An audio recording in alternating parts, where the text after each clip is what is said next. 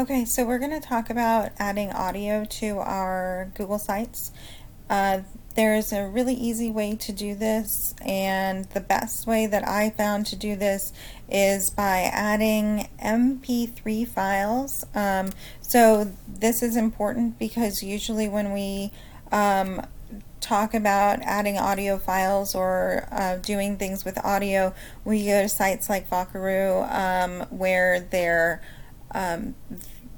the recordings are kept on the internet using their own, each recording has its own web address. That's not possible here for Sites. Sites isn't perfectly attuned to using audio, so you have to have a workaround.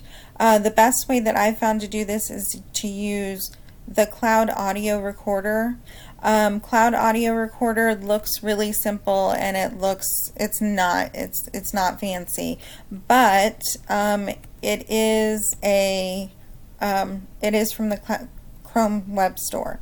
So that is a plus because it's an extension for Google Drive. So you just go to the Cloud Audio Recorder, you say add to Chrome, and I suggest that you do this because then once you have done that, you go to your drive, you can say new, not folder of course, but you can say new, you can go to more, and then you can say Cloud Audio Recorder, and it will pull up your audio recorder automatically. Now, once you have started your audio recorder, you can say start, stop, pause. Always say export as MP3. But the perfect thing about this is that it allows you to save directly to your Google Drive, so you don't have that hassle of saving to your downloads folder and then uploading to your Google Drive and then having to do all of that craziness. So you can save directly to your Google Drive. Okay, so once you've saved directly to your Google Drive, your MP3s will look like this. They'll have the red box with the white headphones. Make sure that just like every other file that you try and put in your Google site, you have shared appropriately, so that just like all the documents, your audience can see all your documents, can you access all your documents. You want your audience to be able to hear all of your audio, so make sure that your sharing settings are appropriate. Then all you have to do is click share, get the shareable link. It says it's copied to the clipboard.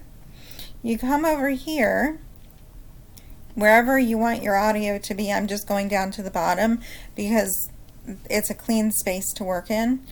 You go to the embed, you go to by URL, you paste the sharing link, which pop up, and you paste it, and that is as simple as it gets.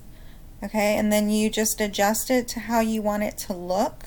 I like mine to be like rectangles above my text.